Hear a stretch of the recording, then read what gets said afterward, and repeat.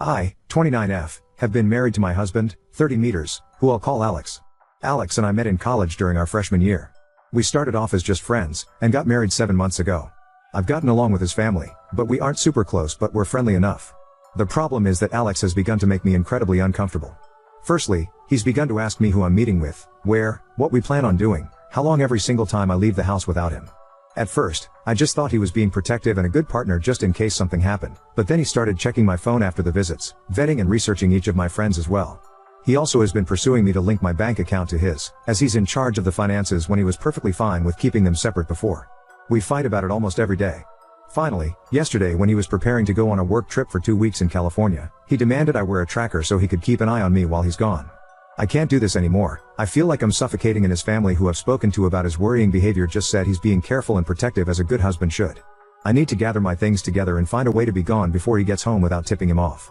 He's always threatened that if he ever found me cheating on him he'd turn in divorce papers the same day. He keeps a filled out copy in his desk. I'm going to submit those the day I leave. But there's so much to do, Bergen finding a new place to live, seeing if my job has any transfers available, packing and moving in 2 weeks. His return flight May 11th, so I need to move quickly. I'm posting here because I don't have any close family, and I can't risk dragging my friends into this as we share the same friends. I just need a place to vent, and ask if anyone has any advice on the easiest and safest way to do this. Edit. Oh my god, you guys are amazing. I never even thought to not use his divorce papers.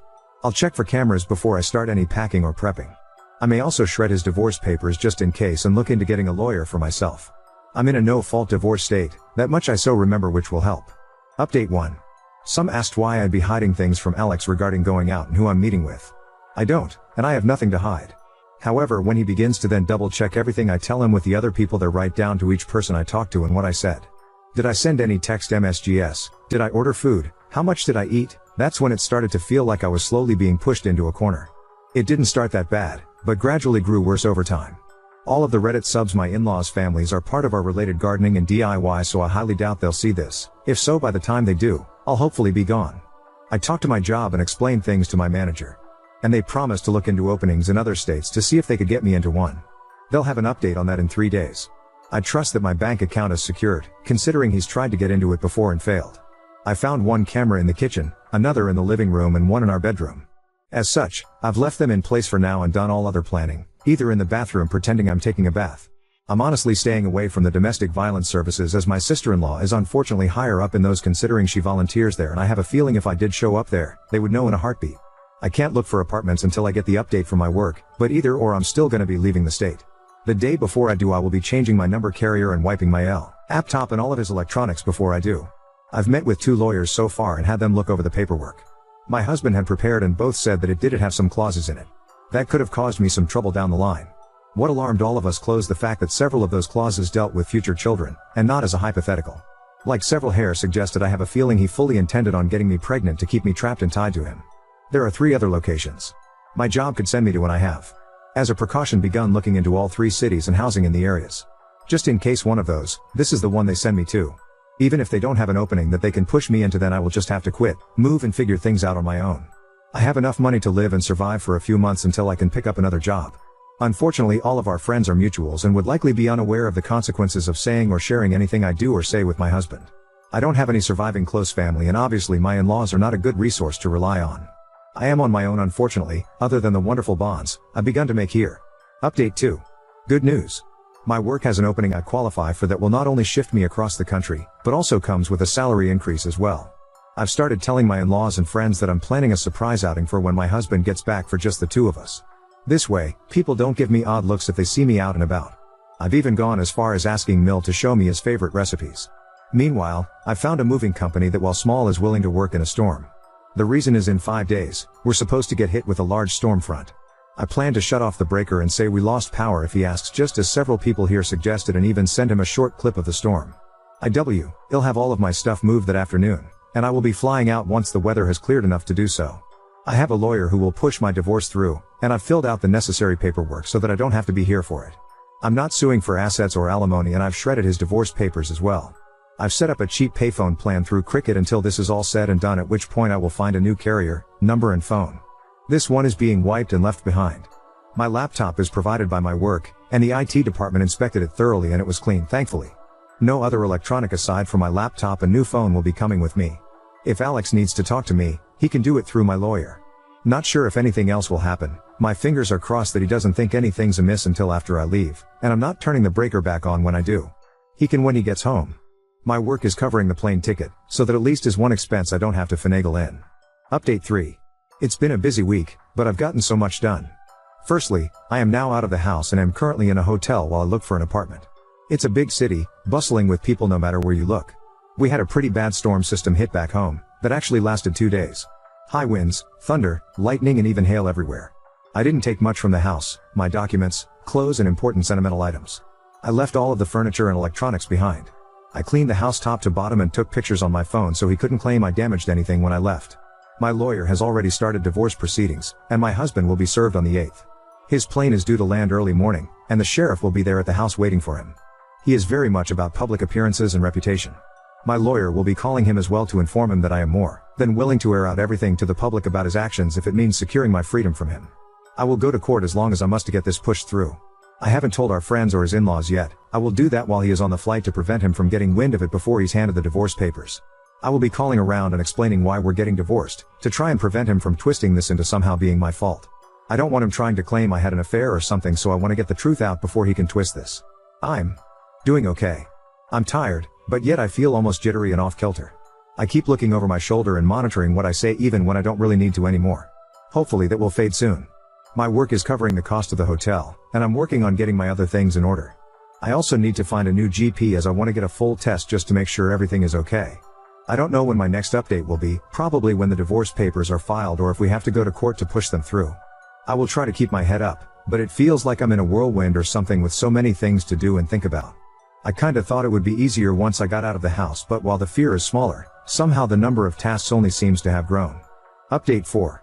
Sorry I haven't updated for a while, things got hectic and a bit chaotic honestly. Firstly, I'm working on getting an apartment still and have applications in at 3 different places and will hopefully hear back from them soon. I'm still going into work here at the new location, so I don't have to worry about burning through my emergency savings completely. I've gotten a lot of emails from Alex, his family and our old friend group asking question after question. I have only sent one return email to Alex, explaining that I don't believe we are truly compatible, and it is BST we separate now. That his treatment of me when I'd done nothing to deserve as such was just as much of a deal breaker as cheating was for him.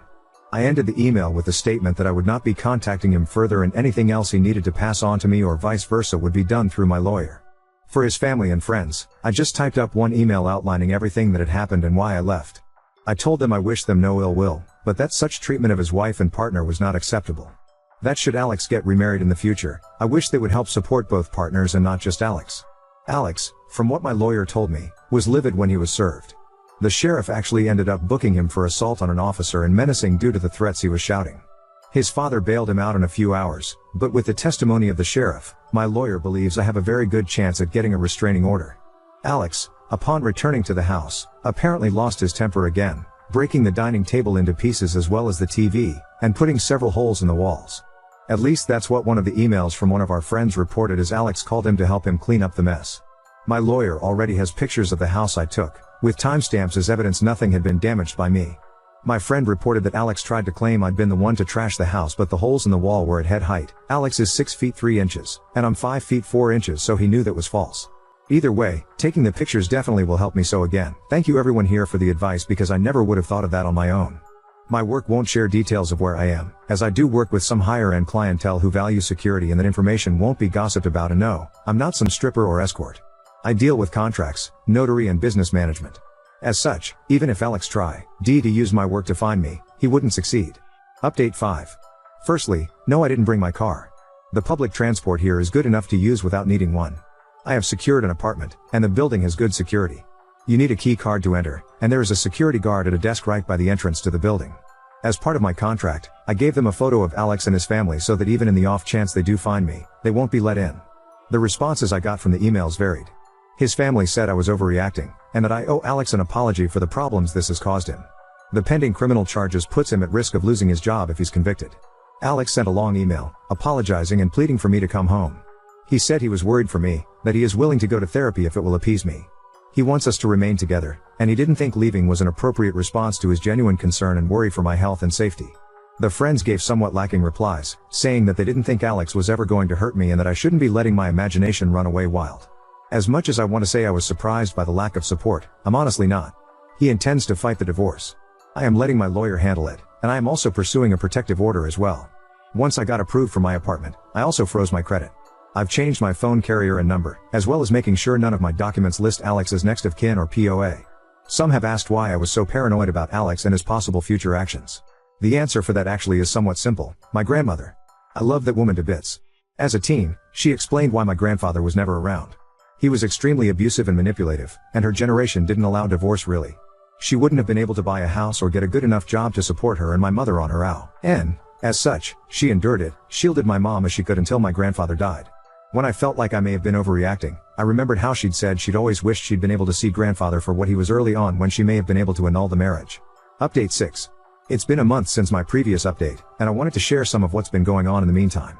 The divorce is proceeding, but even though I don't need him to agree, and he's not, it means I have to go through the courts to get it approved. As such, it could be upwards of 6 months to push it through even though I'm filing without attempting to claim property, alimony or compensation. I just want a clean break and separation. Alex has attempted to use our friends to reach out to me, as he doesn't want to use my lawyer for communication. He's saying it's disrespectful and cowardly to hide behind my lawyer and not meet him face to face. Alex wrote me a letter that he did pass off to my lawyer, but the contents were him justifying his actions and claiming that in today's time it is dangerous for women to be on their own, which is why he was so intent on trying to keep me safe from harm. He wanted me to understand that he was trying to protect me as best he could and was hurt that I would just lie to him and hide my actions from him related to my dissatisfaction with our marriage and my moving. I didn't reply, because at no point did he apologize. All he did was turn everything around on me as I was being overly dramatic, emotional and cowardly. There was a second letter with Alex's from my sil. Her letter was honestly disturbing and completely justified my misgivings regarding approaching her in any kind of professional capacity. She spent 5 paragraphs detailing how a real abusive relationship looked like and that Alex was the furthest thing from abusive. The details she included were all related to financial abuse and physical abuse. Nothing like what Alex had been doing. She stated that my attempts to smear her brother's name for attention and clout made me the abuser, not him. I haven't really been able to process that, admittedly. Part of me can't help but wonder if she's right. I mean, I blindsided him by leaving as I did and am refusing to speak with him at all. My old boss recommended that I look into getting into therapy after I moved, and I think I need to. I have had a hard time adjusting to being on my own. I keep censoring myself and haven't even gone out to eat yet. I always end up worrying about what if someone sees me, what if I get in trouble for spending my money on something frivolous. My lawyer is continuing to fight for the divorce, and I shouldn't need to be physically present in court. Any meetings needed between me and the judge can be done via Zoom. I'm trying to avoid confrontation with Alex and his family for now as much as I can and passed both letters to my lawyer in case he needs them. Our friends are mostly trying to avoid taking sides still, and I'm honestly approaching the point of just letting them go as well. I'm tired of fighting for them to understand at this point. I don't know if anything is going to happen, so my next update may not be until around mid-November depending on how long it takes to push the divorce through. Work is going well, and it's helpful to have something familiar to anchor my day-to-day life when so much has changed and is changing even now. Now on to second story. Best friend had a crush on me, but she thought I would never date her because she used to be fat, so now I'm afraid to make a move and potentially lose her. When we met, I was in a toxic relationship with my now ex. She was focusing on school, working and getting in shape, so I never really saw her romantically due to these factors, but I've always thought she was a beautiful person and a joy to be around. I'll call her Kelsey. I've told her things I wouldn't dream of telling my ex, talked F or hours about anything, played board games, watched movies, went to restaurants, invited her to my book club and just included her in almost every aspect of my life as she did the same with me, but we were rarely alone together. Nothing intimate besides hugs and jokes with friends, so never really thought of her like that. I finally had enough of the years-long verbal abuse, threatening to harm herself and mind games with my ex when I started to realize I was spending more time with Kelsey and would sometimes forget about my own girlfriend as Kelsey made me happy and ex filled me with dread. It was roughly 7 months ago when I broke up with her. Kelsey 2 years ago was a bit chubby and she was working really hard to get it off, so I was super supportive of her and gave her fitness nutrition tips. She has gone from 195 to 130, but her heaviest was apparently 260 and you cannot even tell she was once that size. I'm so proud of her, and ever since the breakup she's all I can think about, and we've been spending some time alone now. Her lips, the way she laughs, her smile, her eyes, and yes, her body is incredible. The fact she put in the work to lose the weight and is disciplined to keep it off while working and going to school makes her even sexier to me. She's always been there without me even asking. She would just know I needed her support in some way and I would always find a way to let her know I truly appreciated her. I had a feeling she felt the same about me, but I let a bunch of insecurities. I'm freakishly tall, been called boring, Told I talked too much, hate my chin, etc. Stopped me from telling her how I felt. A few weeks ago we were all at a taco joint with friends stuffing our faces and having a great time until a guy approached her and offered to buy her a drink. My heart sank and I immediately wanted to tell him off. She's not interested but was able to fight it off as I knew it was irrational and I had no right. She sweetly agreed with some encouragement the girls at the table and followed him to the bar and they started chatting. I had never been so angry, sad, and guilty at the same time about a woman. The time I've known her she's been single except for a few dates that ended up wanting to just be casual, which really hurt her as she doesn't hook up and hasn't been intimate with anyone for a few years since she was focusing on herself. Guys and girls hit on her all the time and it's always made me irrationally upset even before I realized I loved her because they didn't know her. So I should have been happy that she was talking to this guy and seemingly enjoying herself. She was giggling, smiling, sharing nachos with him. I was unbelievably bummed so I started to head out as I didn't want to watch her flirt with this guy and cause a scene. When I got home I saw she sent me a good night text saying hope I feel better. Friends told her I wasn't feeling too hot, she was worried as I'd kinda been off, and let her know if I needed someone to talk to. I fell in love again. I decided I was going to tell her how I felt as it wasn't fair to her and it was unhealthy keeping it in since I can barely form sentences around her now. I asked one of the girls if she had an idea that Kelsey might have crush on me after explaining why I want to know. She confessed that she did indeed, yes, but apparently Kelsey told her that she didn't think I'd ever date her because she used to be fat. She's not in my league and I probably only saw her as another sister. I was devastated I gave her that impression and almost didn't believe, but it all makes sense as to why she would think that. I've never made any kind of move on her and I myself am a pretty fit guy plus my ex was super skinny. I'm so afraid to make a move now that she's lost so much weight that she's going to think I only like her now because she's not fat anymore and my feelings are surface level. She means so much to me and I don't want to fuck this up. Most of my friends are saying she's going to understand and not take it personally because she knows me. Some said she's gonna think I just want to bang her now that she's hot. My sisters think I should tread lightly as she could feel like a rebound. How to approach this without coming off as shallow and potentially losing her or her respect. Update 1. After coming back to these comments and messages over and over, I realized I was severely overthinking everything, making things way harder than needed and came to the conclusion that I didn't need to bring up such a sensitive topic in the first place just to tell her how I feel, especially since she didn't confess that to me directly. I just needed to tell her and quick rest would follow. I texted her the next morning asking if we could grab a bite, just us two sometime the coming weekend, had something important to tell her and that I missed her, which was true. I stupidly ended up worrying her with the way I worded this. She thought I was moving, however she was excited and told me she missed me too. She was free that night if I was down and the day after next. I very much started to panic as it was sooner than anticipated, but that night really was the best time. I was still too embarrassed to show her the previous post in its entirety, but I was willing to do so if she doubted my intentions. To keep this brief, I'll spare the mushy details, but we met at her favorite tea shop, caught up for a while, then she actually outright asked me what I needed to tell her. It took me a bit to articulate everything since I was actively trying not to stutter like a dweeb, but I told her most of what I originally posted. I've had feelings for her even before the breakup and just didn't know how to tell for so many reasons. I told her the important ones, but that she's always on my mind. I've always loved how kind, caring, thoughtful, dedicated, and just all around amazing on top of being so beautiful. She made me realize sacrificing my happiness to keep someone that hates me alive was unhealthy, that I deserved to be happy and I was happiest with her. No one brightened my day like she did. She looked preciously stunned for a moment after I was done and was tearing up a bit at this point, but proceeded to tell me she's felt the same since we met and had a tiny feeling I liked her. However, she didn't think I'd be interested in dating her since we were such close friends, plus the toll my ex put on me meant I probably needed some time to recover, but she was just so happy I actually had the guts to tell her how I felt that she was never going to tell me, so we both kinda awkwardly laughed for a bit. We talked for a while more and I was so overjoyed, relieved and super nervous as the mood immediately shifted to something newly intimate, but I did end up asking to take her out on a real date, whenever she was ready, as I did just lay a lot on her. Long story short, as a lot has happened since then, she's now currently my girlfriend. We're taking things super slow. Our second date is in a few days and I'm kicking myself for not telling her sooner. She hasn't mentioned her weight at all and I will be 100% showing her the post if she ever does, so now I'm really glad I didn't start off with that. I'm so thankful for each and every one of you for your feedback, encouragement, support, and couldn't have done it without you guys. Serious rock stars over here.